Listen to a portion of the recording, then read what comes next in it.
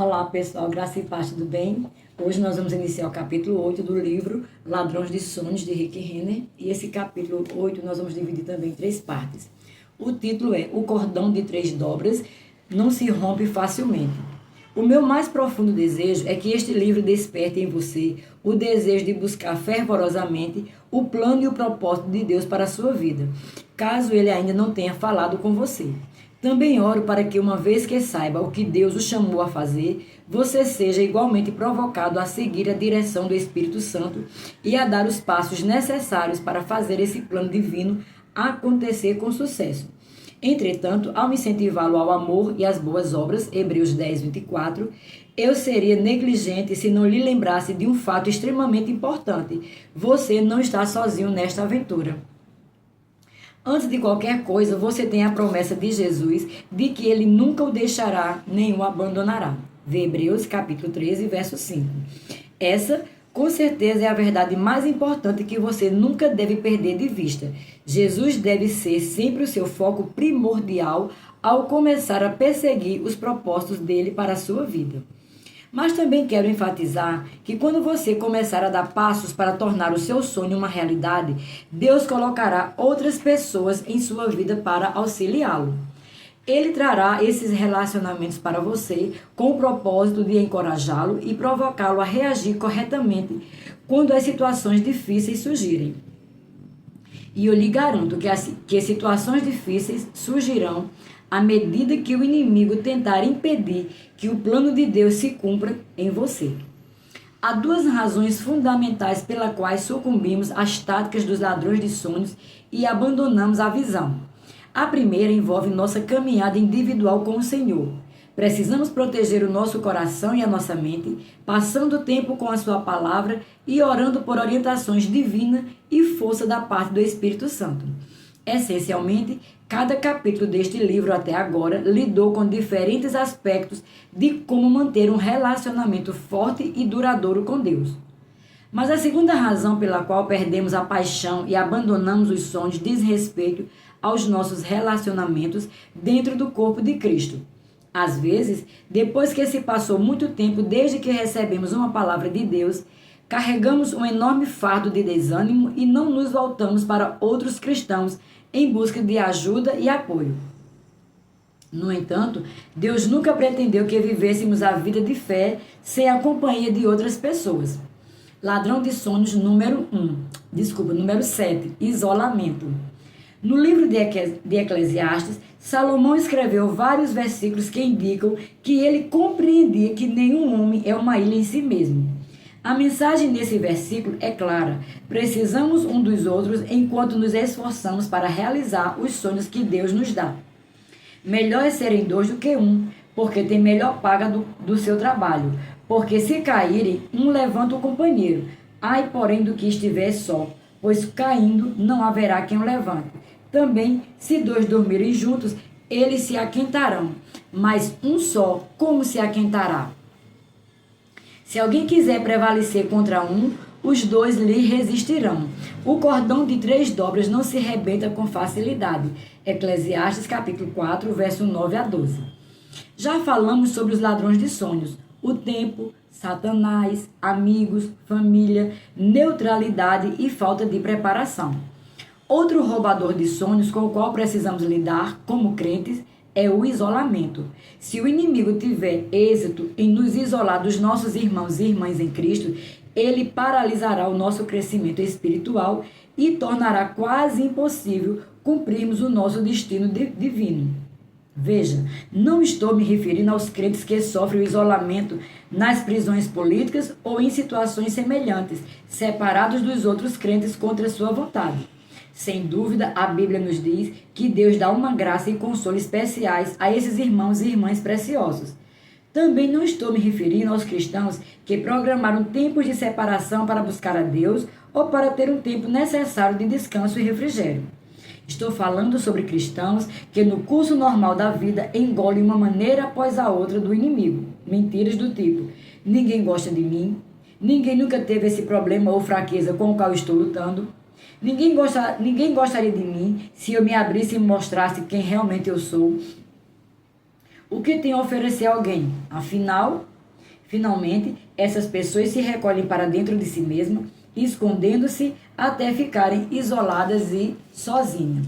Outro cenário infeliz ocorre quando os cristãos são ofendidos ou feridos por outros crentes e usam suas ofensas ou seus corações partidos como desculpa para se isolarem de todos os demais. Essas pessoas decidem em suas mentes que todos os cristãos são iguais àquele que as feriu ou ofendeu. Na sua ira e recusa em perdoar, elas se afastam da igreja e buscam amizades no mundo. Talvez você também tenha sido tentado a se isolar de outros crentes depois de receber uma palavra de Deus. Talvez você tenha se deparado com a rejeição da família e dos amigos, ou tenha sentido vontade de se afastar de tudo e de todos os que estão envolvidos com a igreja local por causa de uma mágoa ou decepção. Sua mente pode ter sido bombardeada com mentiras do inimigo enquanto você tentava permanecer firme ao longo do tempo. Entretanto, esteja de sobreaviso. Permitir-se o isolamento e estar separado do resto do corpo de Cristo ou da autoridade espiritual sob quaisquer circunstâncias pode ser mortal para a sua caminhada com Deus e para o cumprimento definitivo do seu sonho. Isolar-se nunca é a solução. E é importante entender que o isolamento não é apenas uma questão de distanciar-se fisicamente da comunhão com outros cristãos, da sua igreja local ou da autoridade espiritual. Você também pode se desligar e se distanciar emocional e espiritualmente de tal forma que, embora se sinta no meio da congregação todas as semanas, não receberá a provisão de força e encorajamento que seus irmãos crentes podem oferecer. Quando você sentir vontade de se isolar dos outros crentes, seu primeiro passo deve ser aproximar-se de Deus. Ele lhe dará força e a cura que necessita para qualquer dor ou decepção que tenha sofrido. Então, você descobrirá que ele não apenas curará sua dor, como também direcionará pessoas para a sua vida que expressarão o amor dele por você e o conduzirão à família de Deus de uma forma saudável. O isolamento não cura a dor. Na verdade, ele cria mais problemas, fazendo de você um alvo desprotegido para as ciladas do inimigo. Deus projetou a comunhão piedosa para ser uma medida protetiva em sua vida. É isso que Eclesiastes capítulo 4, verso 9 e 10 diz, quando afirmam, melhor é serem dois do que um, porque se caírem, um levanta o companheiro. Ai, porém, do que se estiver só, pois caindo não haverá quem o levante. É verdade que por meio da fé e da paciência, herdamos as promessas de Deus. No entanto, nossa fé e nossa capacidade de perseverar podem sofrer tremendamente se vivermos isolados e sozinhos, desconectados da igreja. Precisamos do amor e do encorajamento de outros crentes, não apenas para nos ajudar a realizar os nossos sonhos, mas também para nos ajudar a crescer espiritualmente, a manter nossa vida sob controle e a permanecer em estabilidade durante a caminhada com Deus. Portanto, não pense em se afastar das pessoas, principalmente quando você estiver sofrendo ou pressionado e tentando a desistir do seu sonho.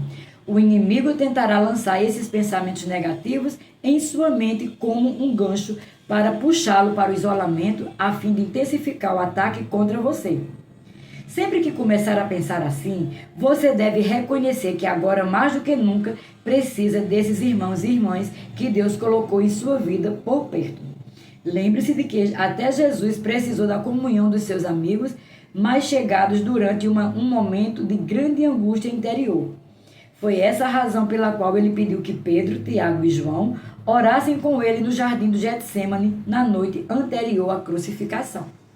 Muitas pessoas acabam não tomando seu lugar no corpo de Cristo, porque falham na comunhão diária com outros crentes ou não se esforçam para integrar outros irmãos e irmãs em Cristo em sua vida.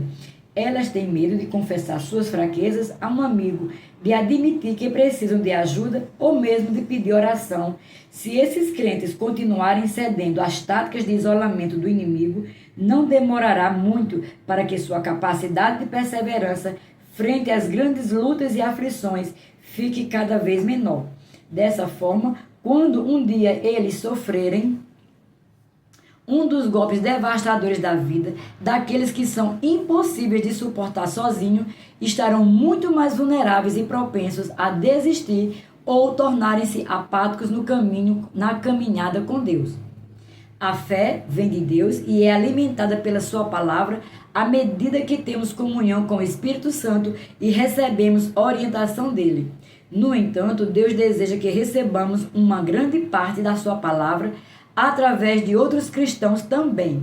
É por isso que ele nos ordena a, pelo contrário, exortai-vos mutuamente cada dia, durante o tempo que se chama hoje, a fim de que nenhum de vós seja endurecido pelo engano do pecado. Hebreus 3, verso 13.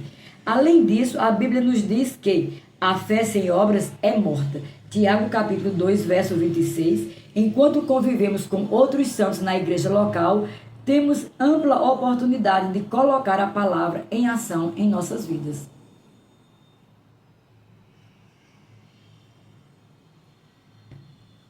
A paciência também vem de Deus e ela é desenvolvida quando decidimos continuar amando e servindo ao Senhor de todo o nosso coração, alma, mente e força, independentemente de quais obstáculos cruzem o nosso caminho. Mas, mais uma vez, nossa paciência é fortalecida quando outros crentes caminham ao nosso lado e compartilham conosco as vitórias e as alegrias que eles lutaram arduamente para alcançar. É por isso que o Espírito Santo muitas vezes enviará outro crente para fortalecer você e para ajudá-lo a renovar sua paixão e zelo quando estiver desanimado na caminhada com Deus.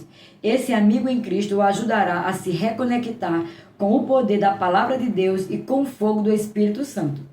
E se você estiver firme na sua fé e paciência, seu amigo temente ao Senhor o ajudará a avivar o fogo que já está queimando no seu coração, inspirando-o a cumprir com ousadia seu destino divino. Esse é o cordão de 3 dobras a que Salomão estava se referindo. Você, o seu amigo piedoso e Deus. Jesus nos diz em Mateus 18, do verso 19 ao 20, que sempre que você e outro crente concordam em oração, ele está presente, pronto para liberar o seu tremendo poder sobrenatural e para executar a sua palavra em seu favor. Portanto, o cordão de 3 dobras é uma chave para cumprir o seu destino divino. A fé e a paciência atingem a maturidade na sua vida à medida que você se envolve na sua igreja, tendo comunhão e fazendo amizades próximas com outros crentes naquele corpo local. Por outro lado, sem a comunhão constante com as pessoas que Deus ordenou que você tenha uma maior proximidade, você pode se enganar, achando que está crescendo e amadurecendo no Senhor, quando na verdade não está. Ficar sentado em casa assistindo aos programas cristãos pela TV não requer absolutamente nenhuma fé ou paciência.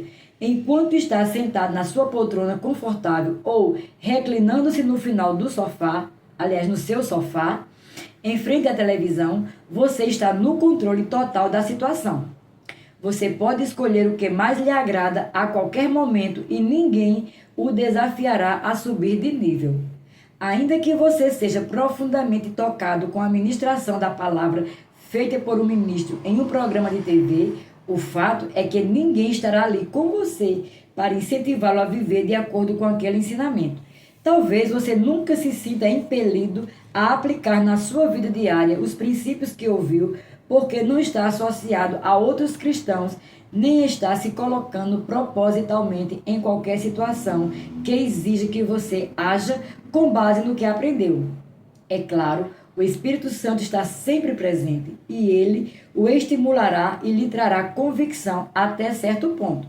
Entretanto, é muito mais fácil ignorar o Espírito Santo quando ninguém mais está por perto para lembrar você o que ele está dizendo. Ficamos aqui nesse vídeo. Até o próximo, em nome de Jesus.